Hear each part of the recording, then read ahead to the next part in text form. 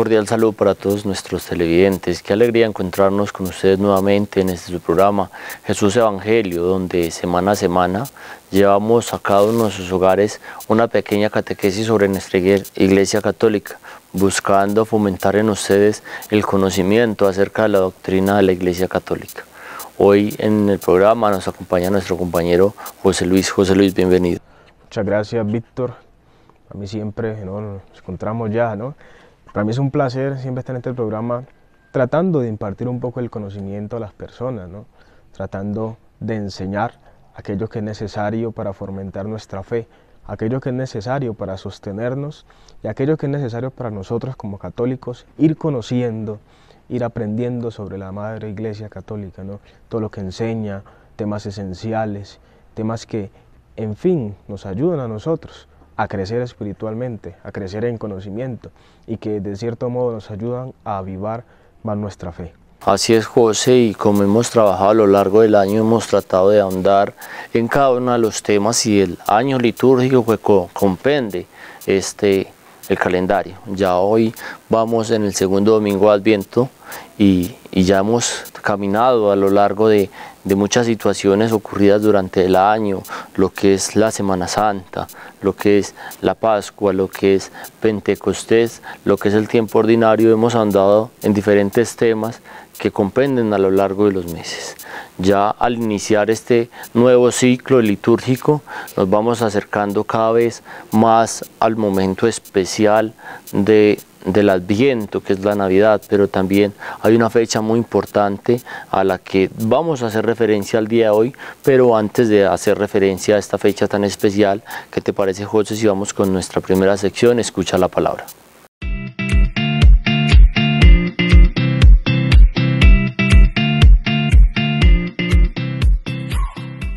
Hemos llegado a nuestra primera sección de Escucha la Palabra, donde meditamos esa palabra, ese evangelio que el Señor nos regala para que nosotros podamos poner en práctica y nos pueda iluminar acerca del programa que vamos a reflexionar en torno en el día de hoy. Y el programa, el tema que se nos propone para este día es la Inmaculada Concepción, esa solemnidad de la Inmaculada Concepción y el Día de las Velitas, una tradición que ha sido muy recordada siempre y se mantiene hasta nuestro día de hoy. Y quisiera que ilumináramos esta solemnidad de la Inmaculada Concepción con el evangelio propio de este día, que es el de Lucas, el capítulo 1, versículos del 26 al 38. ¿Qué pasa en este versículo? Pues el ángel Gabriel llega a una población de Nazaret a visitar a la Santísima Virgen María, a decirle que ella va a concebir, que ella está embarazada y va a dar a luz a un hijo, que es el Hijo de Dios Altísimo. Este se conoce como el Evangelio de la Anunciación, pero debemos de saber también a su vez que este Evangelio de la Anunciación es proclamado en el Día de la Inmaculada Concepción, porque es donde María concibe al Señor sin la mancha del pecado original. Ella, a través de esa encarnación también, en este día se hace la encarnación del Hijo de Dios, que viene a salvarnos a cada uno de nosotros, a nuestras vidas. Es necesario que nosotros también reflexionemos en torno a este Evangelio de la Concepción. ¿Por qué? Porque María, en un acto de fe, en un acto de obediencia y de que en ella abunde esa gracia divina, ella lo que responde es: soy la esclava del Señor, hágase en mí según tu palabra. Y qué bueno es que nosotros podamos mirar esa actitud de María y nosotros podamos tomarla en nuestra vida. En este día, en esta solemnidad de la Inmaculada Concepción, María no se opone a los planes de Dios. Si bien tenía miedo, si bien tenía temor, pero ella no hace resistencia ante estos planes, sino que ella los acoge en su obediencia. ¿Por qué? Porque acoge esa gracia divina que llega a nuestra vida, esa gracia salvadora que llega a nuestra vida para liberarnos de la esclavitud del pecado. María es aquella mujer que está concebida sin pecado original. Y qué bueno es que nosotros podamos mirar en la figura de María, podamos mirar esa figura de la cual nosotros debemos de reflejar. Nosotros debemos ser obedientes a los planes de Dios, a su plan salvífico para cada una de nuestras vidas. Debemos, a través de esta solemnidad, recordar esa encarnación del Hijo de Dios y cómo Jesús, a través de ese embarazo de la Santísima Virgen María va a venir a nuestras vidas para salvarnos. Qué bueno es que no dejemos de pasar por desapercibido esta solemnidad, que es tan importante. Marca un inicio de que María va a concebir al Hijo de Dios. La Santísima Virgen María debe ser ese modelo de obediencia, ese modelo de humildad, ese modelo de sencillez, de que ella cogió los planes del Señor, y así nosotros debemos de ser en nuestras vidas. No ponernos a esos planes, sino por el contrario, siempre acogerlos con la mejor actitud, acogerlos siempre para hacer realidad, para hacer posible ese plan que tiene Dios en nuestras vidas y no actuar por nuestros planes. Y es también saber que en este día o el día anterior en muchos lugares se hace la tradición del Día de las Velitas. ¿Por qué? Porque se hace ese honor, ese homenaje a la Santísima Virgen María como aquella luz, como aquella esperanza que llega en nuestras vidas. Como también conocemos muchas veces la advocación de María, de la esperanza, que es esa esperanza que llega a nuestra vida a traernos al Salvador para que cada uno de nosotros podamos ser salvados y podamos tomarla a ella como ese ejemplo de humildad, como ese ejemplo de sencillez y de obediencia. Pidámosle al Señor que en este día nos dé la gracia, que a través de esa solemnidad de la Inmaculada Concepción nosotros podamos ver en los planes de Dios esa gracia salvadora para nuestras vidas y podamos acogerlo siempre con fe, con obediencia y respondiendo a ese llamado generoso de humildad que nos hace el Señor. Dios los bendiga.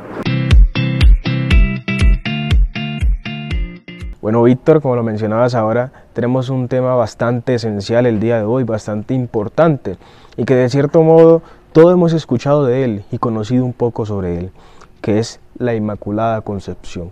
El Día de la Inmaculada Concepción, que se celebra acá en Colombia esencialmente el 8 de diciembre, ¿no? Y creo que a nivel mundial también tiene la misma fecha. Esa Inmaculada Concepción que se encarga de impartirnos a nosotros ese conocimiento. Por eso, de manera esencial, estemos atentos para así aprender e ir conociendo un poco más sobre este dogma que es de la Iglesia.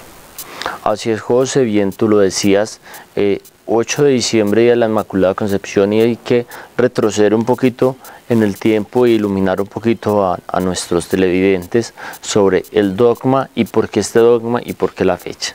Empecemos por indicar que un dogma es una verdad revelada que se realiza, que está tanto en las Sagradas Escrituras como en la tradición, y un papa en escátedra, o sea, en sus facultades que tiene como sucesor de Pedro, se encarga de dar este dogma y conocerlo y darlo a conocer, y a partir de ese momento empieza a ser una verdad revelada.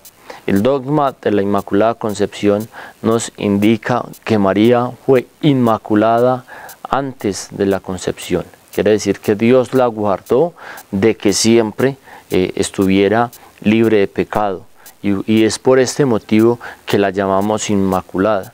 Hay que tener en relación el Evangelio según San Lucas, en los primeros capítulos, o más que todo especialmente en el primer capítulo, en la Anunciación, que el ángel se acerca y le indica, llena de gracia, o sea, siempre ha estado con la gracia de Dios, y a pesar de que siempre tuvo la concupiscencia del pecado, nunca cayó en él. Es la segunda mujer que estuvo libre y protegida siempre de gracia. La primera mujer fue Eva, pero a causa de la concupiscencia, ella sí cayó en el pecado. Por eso nos indica San Pablo en una de sus cartas que María es la otra Eva, por ser llena de gracia y por permanecer en esa gracia antes, durante y después del parto. Entonces se nos indica como dogma que la Virgen es inmaculada. Y efectivamente, entonces ya vamos mirando, ¿no? Y conocemos un poco, y se hace quizás un poco difícil entender cómo una persona que concibió, que estuvo en embarazo, que luego dio a parto, puede ser inmaculada, ¿no? ¿Cómo puede ser virgen? Porque así llamamos nosotros a María, Virgen, Madre de Dios. Entonces, uno va mirando, y a medida que uno se va entrando, va conociendo un poco, y uno se da cuenta que para Dios no hay nada imposible, ¿no? Y aunque a muchos les cuesta, incluyámonos, nos cuesta entender mucho este dogma de cómo una persona que tuvo un hijo puede ser inmaculada, puede ser virgen, para Dios no hay nada imposible. Y cómo Dios preserva del pecado a María, cómo Dios la excluye, y por ser madre de precisamente de Jesucristo, está libre de todo pecado, como decía Víctor. María es la nueva Eva, aquella que se encargó de hacer las cosas bien, aquella que se encargó de dar ese sí definitivo, aquella que se encargó de dar ese paso hacia allá para dar respuesta a aquella palabra de Dios que Él le impartía. Por eso, qué bueno es que nosotros aprendamos de esa actitud de María, que así como ella le dijo sí al ángel que le fue a anunciar aquella nueva noticia, nosotros tengamos la capacidad de darle ese sí al Señor, de hacer las cosas bien como Él imparte, de ser como esa virgen que se encargó de acompañar al Señor. Nosotros, así como ella fue luz, también nosotros ser luz para los demás. También nosotros aprender a acompañar a aquellas personas que más lo necesitan, así como la Virgen en un momento acompañó al Señor Jesucristo cuando estaba más pequeño, ¿no? Que porque nosotros como tal conocemos un poco de su vida, cuando ya inicia toda la cuestión con los apóstoles, sí, la Escritura menciona cuando tenía 12 años que se perdió en el templo, pero como tal en su vida, que aprendemos un poco, ya es cuando ya están en la etapa adulta. Pero de cierto modo, qué bueno es que nosotros acojamos este dogma. Y como lo dije anteriormente, es un poco difícil de entender y complejo, complicado, pero qué bueno es que nosotros tengamos esa capacidad de acogerlo. Y como estamos sujetas a la Madre, que es la Iglesia, la Madre de nosotros, aprender de que la Iglesia no se equivoca. La Iglesia cuando guía lo hace de la mejor manera, lo hace de una manera en que nosotros podamos caminar, ¿no? Podamos comprender ciertas cosas que quizás no sabíamos. Así es, José, y como lo decías, un dogma es una verdad de fe revelada. Y si vamos pues al capítulo primero, en su versículo 26 del Evangelio de San Lucas, encontramos la anunciación y cómo el ángel se acerca a María y le indica que es la llena de gracia.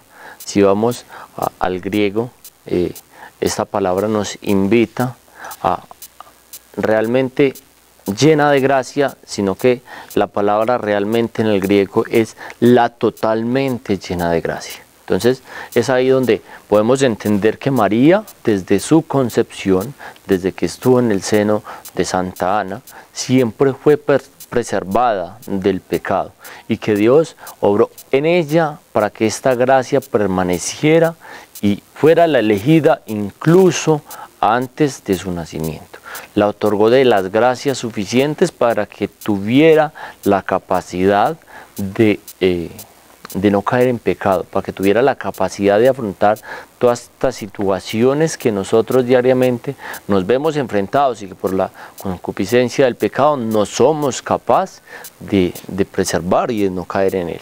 Siempre, por más que tratemos de no caer en el pecado, la concupiscencia de la carne siempre nos va a llevar a caer en ese pecado, y es mediante este dogma que se indica que María estuvo preservada de ese pecado antes, durante, después del parto, e incluso se nos invita que fue preparada por Dios antes de su nacimiento y preservada para que fuera la Madre de Dios, ya que al nacer el Hijo de Dios de esta mujer necesitaba que la madre fuera preservada 100% del pecado para que en su hijo no hubiera mancha de pecado. Y ahí vamos viendo, ¿no? Y por eso qué bueno es que a ejemplo de la Virgen nosotros tengamos esa capacidad de acoger esas palabras del ángel, como lo dije anteriormente, de estar libres de pecado, que es difícil, claro, y que no tomemos el ejemplo de Eva que se dejó guiar por aquellos deseos, llamarlos pues así de ese modo, una manera más entendible, sino que tengamos esa capacidad de María, de acoger ese mensaje de Dios, que no perdamos esa gracia que el Señor nos ha dado a través del bautismo, esa gracia que el Señor nos ha dado a través de su palabra, esa gracia que el Señor nos da a través de la confesión, que mucha gente, por ejemplo, lo hace de manera periódica, pero no desviándome del tema, qué bueno es que nosotros, como lo digo, tengamos esa capacidad de acercarnos a la Virgen. Incluso, Víctor, un día antes de esta solemnidad de la Virgen María, de la Inmaculada Concepción, celebramos en Colombia principalmente lo que es el Día de las Velitas, una festividad que se puede decir que nace aquí en nuestro país, una festividad que es algo que ayuda a iluminar ese camino para la llegada de esa solemnidad. Mucha gente en las casas prende sus velas en unión, ¿no?, con la familia, en unión con su pareja, con los amigos, En mi caso, por ejemplo, muchas veces nos reunimos varios compañeros, varios amigos, a prender las velas, ¿no? Y normalmente por cada vela que uno prende, pide, por decirlo así, un deseo, ¿no? Un deseo, una oración por aquellas personas que uno quiere, por aquellas personas que están en el corazón de uno. Y por eso, este Día de las Velitas, que es anterior a la solemnidad de la Inmaculada Concepción, ayuda a preparar y nos llena de fe, nos llena de esperanza. Esa esperanza que nosotros debemos tener en Dios, esa esperanza que nosotros debemos tener siempre a Él. Y así como, por ejemplo, la Madre de Dios en algún momento en el Calvario no se quitó al lado de su Hijo, sino que siempre estuvo ahí acompañándolo en el silencio, pero acompañándolo, nosotros tengamos esa capacidad también de acompañar al Señor en todo momento. Y así como esas velas que prendemos nosotros el 7 de diciembre, un día antes de la solemnidad, seamos capaces de nosotros alumbrarnos a nosotros mismos y también ser guías y alumbradores para los demás. Así es, José, bien indicabas, y ya que hace referencia al Día de las Velitas, quiero contarte más cómo fue esta tradición. El dogma de la Inmaculada Concepción fue dado por el Papa Pío IX en el año 1854. Resulta que a los fieles hacen cuenta de que al próximo día, 8 de diciembre, iba a ser catalogado o iba a ser anunciado el dogma de la Inmaculada Concepción. Los fieles en esa noche de vigilia permanecieron en vela frente al palacio, a la Catedral de San Pedro, esperando que se anunciara el dogma. Es de ahí donde, de cierta manera, viene la tradición de las velitas. Esperar en vela la anunciación de la Inmaculada Concepción. Eso hace referencia a las velas. Incluso también nos cuenta la historia que no eran tanto llamado el Día de las Velitas, sino el de las Candeladas. ¿Por qué las Candeladas? Por las calles donde iba a pasar la imagen de la Inmaculada Concepción, al lado y lado de las calles se hacían fogatas como para iluminar el camino por donde iba a pasar la Inmaculada Concepción. De ahí se otorgó que fuera en las vísperas, en la noche anterior a la Inmaculada Concepción, que se incendiaban, se prendían estas velas o estas candeladas, haciendo referencia que se esperaba con esa luz clemente, con esa luz que no se agota, con esperanza, haciendo referencia a la esperanza que se encendía esta luz, a que la Inmaculada Concepción iba a permanecer y darle credibilidad a que la Inmaculada Concepción era parte de nosotros y que era un dogma revelado para nuestra Iglesia Católica. De ahí la importancia, las verdades reveladas mediante los dogmas. Y muchas personas pueden decir, incluso los hermanos separados, José, es que yo no creo en el dogma. Los hermanos separados no tienen la necesidad ni la obligación de creer en los dogmas, porque el dogma se nos aplica como verdad de fe a nosotros desde que somos bautizados y profesamos nuestra fe católica. El dogma es exigido, pues se cataloga que solamente es verdad revelada para los que creemos. Ya están los demás si creen o no. Nosotros simplemente creemos. Bien escuchaba un testimonio en estos días que para muchos pueden ser ateos y yo no creo. Bueno, si usted es ateo, demuéstreme que Dios no existe, pero no me haga perder mi fe a mí. Entonces, es eso. Si usted no quiere creer, no crea. Simplemente a los que tienen la fe y a los que creen, déjenlos creer. Bueno, Víctor, uno va viendo, por ejemplo, en el caso de cómo se aprende el respeto, ¿no?, de muchas personas que exigen respeto para ellos por sus pensamientos, por sus creencias, pero a nosotros los cristianos, los católicos, nos violentan de una manera que uno dice, wow, ¿no? Que si uno eligiera esas palabras que a ellos les dicen a uno, a ellos, de cierto modo uno terminaría en problemas legales, pero ellos que lo maltratan a uno, pues uno le toca quedarse callado, ¿no? Es irónico eso, pero uno va viendo cómo la vida, de cierto modo, se va abriendo puertas, pero nosotros debemos mantenernos firmes en la fe. Por eso, hablando de eso, como decíamos ahora, los hermanos separados, invitarlos, aprovechando este espacio, al respeto por los demás.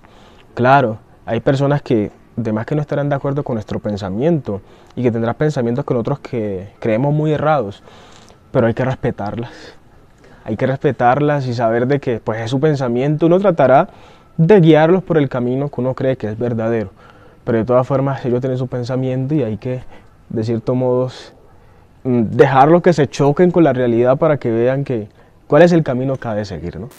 Así es, José, como tú lo decías, y ese camino que hay de seguir, haciendo referencia nuevamente a la Anunciación, vamos precisamente a la Anunciación, llena de gracia. Entonces, es que permanecía en esa gracia de Dios y estaba constantemente en gracia.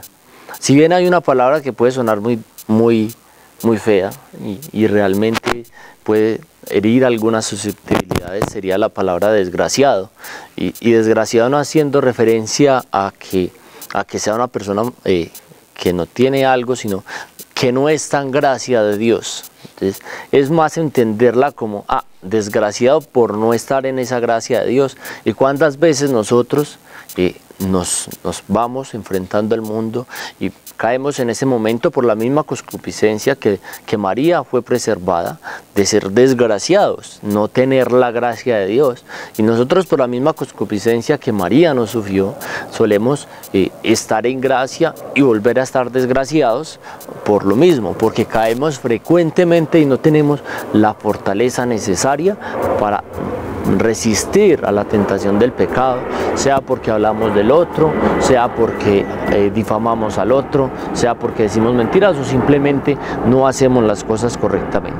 Para muchas personas simplemente pueden resumir los pecados de la cintura para abajo, como alguna vez lo decía en una reflexión, pero no simplemente es el hecho de que los pecados sean de la cintura para abajo, porque incluso muchas veces la lengua puede ser más peligrosa que las situaciones que se ven enfrentadas de la cintura para abajo, como fornicaciones, masturbación y demás actividades que se pueden presentar a lo largo de la historia de la humanidad, no relativizando que estos también son faltas, pero simplemente nos vamos enfocando como al hecho de que todo es simplemente carnal y que no estamos faltando a Dios y mortalmente cayendo en pecado por otras faltas que cometemos, que incluso se nos pueden convertir reiterativas porque simplemente no son causas carnales. Y uno va mirando, ¿cierto?, que mucha gente hoy en día es eso, se refieren al pecado, no solamente en nuestra iglesia, sino muchos hermanos separados, hacen mucho énfasis en eso, y que no solamente el pecado carnal mata, sino que también la lengua mata. No me acuerdo qué libro yo leía que llevaba ese título, ese nombre, o lo mencionaba. La lengua también mata. Por nuestra lengua y las cosas que decimos podemos poner en peligro la vida de muchas personas, ¿no? Casos se han conocido, historias de gente que dice algo en contra de una persona y ya por eso la otra persona es asesinada, ¿no? Por ejemplo, cuando otra persona habla mal de ella, habla mal de sus hermanos, también claro que es pecado. Por ejemplo, no se entiende un católico, una verdadera persona de fe, hablando mal de los hermanos, hablando mal de las personas, por ejemplo, que están en otra religión, ¿no? Pues, por misericordia de Dios, pues ya sabrá cómo obrar, ¿no? Pero nosotros debemos permanecernos firmes en la fe y saber de que el Señor siempre está ahí acompañándonos y que debemos nosotros controlar nuestros impulsos, tanto corporales como también mentales, ¿no? Que también de cierto modo nos pueden destruir a nosotros mismos. Así es, José, y bien nos dice Santiago en su capítulo 3 que la lengua, a pesar de que es el órgano más pequeño del cuerpo y más, por decirlo así, inofensivo aparentemente, suele ser más peligroso. A los caballos se les pone freno, pero un control de una lengua. Muchas veces utilizamos la lengua simplemente para herir a los demás, para difamar a los demás y para no hacer el bien a los demás. Entonces, la importancia también de nosotros empezar a trabajar en esa concupiscencia que nos aleja, nos hace desgraciados y nos lleva a cometer tanta maldad y tanto pecado.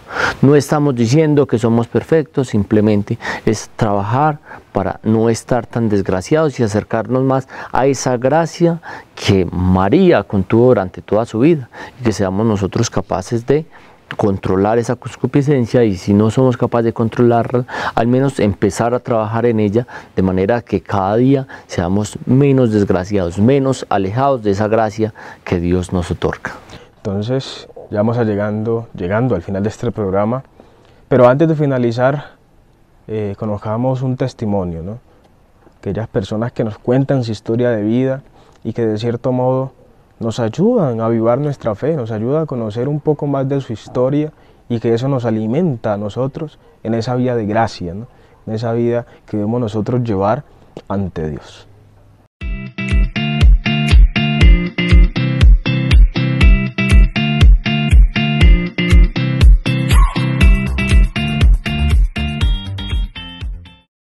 Iniciamos nuestra sección Conoce un corazón. En esta sección compartimos nuestras experiencias de vida, compartimos nuestro camino vocacional, ese camino que debe incentivar a aquellos jóvenes que sienten esa inquietud vocacional en su corazón, para que respondan de una manera particular al llamado de Dios. Mi nombre es Jaime Alexis Rubio Chávez, nací en el municipio de Río Negro, Santander. Soy hijo de Orfelina Chávez y de Jaime Rubio. Durante mi camino de vida espiritual he tenido muchas experiencias que me han permitido ir haciendo ese discernimiento conforme a la voluntad de Dios. Recuerdo aquel primer momento donde sentí ese primer llamado, esa necesidad de Dios. Fue una Semana Santa en mi parroquia, en Bucaramanga, conocida como Santa María de los Ángeles, ubicada al norte de Bucaramanga. Allí, en esta primera experiencia, sentí ese llamado de Dios que me invitaba a vivir la reconciliación a través de la contemplación del sacrificio de Cristo en la cruz. Esto me permitió tener ese primer acercamiento eclesial. Ya después, en un segundo momento, viene la experiencia y la participación. Esta experiencia y participación se consolida a partir de la vinculación al grupo juvenil de mi parroquia. Allí empiezo a llevar un proceso formativo, un proceso de vinculación más cercano a ese llamado que Dios nos hace. Luego ya viene en un tercer momento la responsabilidad pastoral. Recuerdo aquel momento donde mi párroco, alma bendita, ya descanse en paz, el padre Jesús Alfredo Rojas Hernández, que me invitó a coordinar el proceso del grupo juvenil en mi parroquia. Ese proceso me ayudó a mí para fortalecer esa respuesta a ese llamado de Dios. Allí pude tener una vivencia espiritual donde ver la necesidad del evangelio en los jóvenes me motivó a empezar a llevar de manera particular una vida concreta, una vida sacramental. Dios me ha venido llamando de diferentes maneras, en cada acontecimiento de la vida se ha manifestado. Entonces, recuerdo aquel momento en el año 2017, en ese trabajo juvenil junto con la pastoral juvenil de la Arquidiócesis de Bucaramanga, que llevamos a cabo el encuentro con el Papa en la ciudad de Bogotá. Allí recuerdo las palabras de su santidad el Papa Francisco, que calaron en lo más profundo de mi corazón. Vuelen alto, atrévanse a soñar. Y vi en el Papa una esperanza que me motivaba a mí a dar una respuesta. Ya en medio de esa responsabilidad pastoral empezó a surgir de una manera más inquietante ese deseo que hay en el corazón. Recordemos que todos tenemos un deseo en el corazón, ese deseo de Dios, pero que se va configurando a medida en que nosotros vamos interpretando los acontecimientos, las realidades de vida. Por eso, desde allí, empecé a buscar y hacer ese discernimiento vocacional. Ya me encuentro para el año 2018 con una comunidad religiosa naciente en La Guajira, llamada Hijos de la Llama de Amor de los Sagrados Corazones de Jesús, José y María, los misericordiosos. Una comunidad donde se vivía el carisma de la misericordia, las obras de misericordia, el servicio constante a la comunidad. Fue una experiencia significativa para mi vida, porque allí descubrí que en el otro está Dios. Allí descubrí que el mundo tiene necesidad de Dios, que hay que transformar nuestra vida para poder transformar el corazón de los demás. Pero para hacerlo debemos vivir nosotros en ese encuentro constante con el Señor, configurarnos con Cristo de una manera particular. Ya luego, por ciertas circunstancias, entro a participar en la diócesis de Riohacha, en ese proceso vocacional. Y hoy, por gracia de Dios, me encuentro en el Seminario Nacional Cristo Sacerdote, llevando mi primer año de teología. Y hoy los quiero invitar a todos a que escuchen la voz de Dios, a que se dejen interpelar por el Señor, a que tengan sensibilidad en el corazón para que puedan responder de una manera concreta a la voluntad de Dios. Que tengan un feliz día.